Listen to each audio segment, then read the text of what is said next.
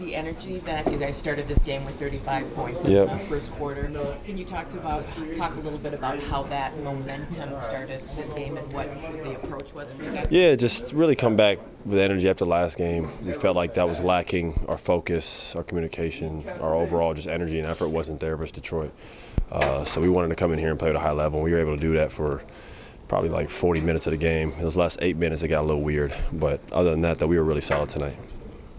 You were able to win the third quarter, which has been difficult for you guys, but then the fourth quarter, it looked like the focus was slipping a little bit. Can you talk about just trying to hold on to that? Yeah, we were up by like 20-something, and we started fouling a little bit, and that like slowed it. That last quarter lasted like an hour, it felt like. You know what I mean? It was a long quarter. It just got a little weird. Sometimes when that happens and there's a lot of fouling, guys just standing around, start talking, joking, whatever, it could just get a little, and then before you know it, they're playing desperate and free.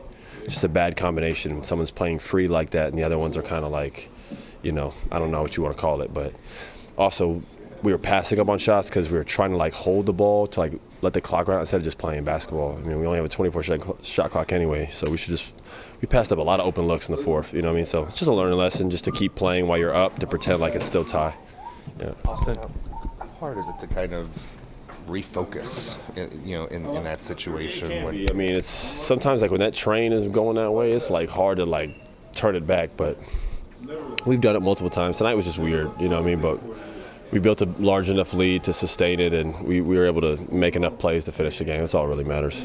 Austin, Ant had 31 tonight. He mentioned before or after the Houston game that you talked to him about needing him to play in that game. Why has it been important that Ant has been here every game through this rather than taking it down? He's our best player, so we're just much better on the floor with him out there. It's just I mean, yeah, man, he's just our best player, bro. So he has a huge responsibility every night, scoring. He play makes. He also can defend when he wants to. You know, we're obviously pushing him to get better at that, but he's just, we need him on the floor. Unless it's something that he really feels like he can't go, then he's got to take care of himself. But yeah, I try to, just get him out there. And sometimes when you're sore and you play, you actually end up healing faster. When you play through stuff, your body acclimates. When you sit and get stiff, it gets sore and swollen. Playing through stuff sometimes, that's why people lift after the game. Putting that pressure, that load on your body adjusts and learn how to take it. You know what I mean?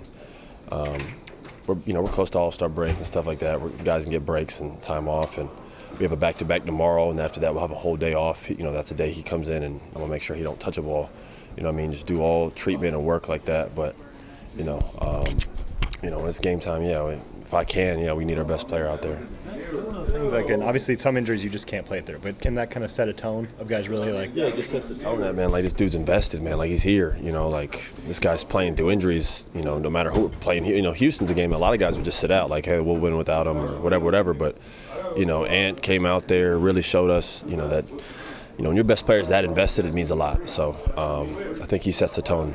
You've been in the league a long time. How unique of a player is Kyle Anderson? He is unique because he's not the most. Obviously everybody knows his athleticism. In terms of an athlete's a loose word because it's described only jumping wise. It feels like, but he is actually an extreme athlete. He's 6'10". He has great hands. He has great coordination with his feet, his movement. He's a high IQ basketball player. And he's not a bad defender, too. So he's actually pretty athletic. It's just not vertical or, explosion-wise. He takes his time where he needs to get to. But he's just he's a crafty guy.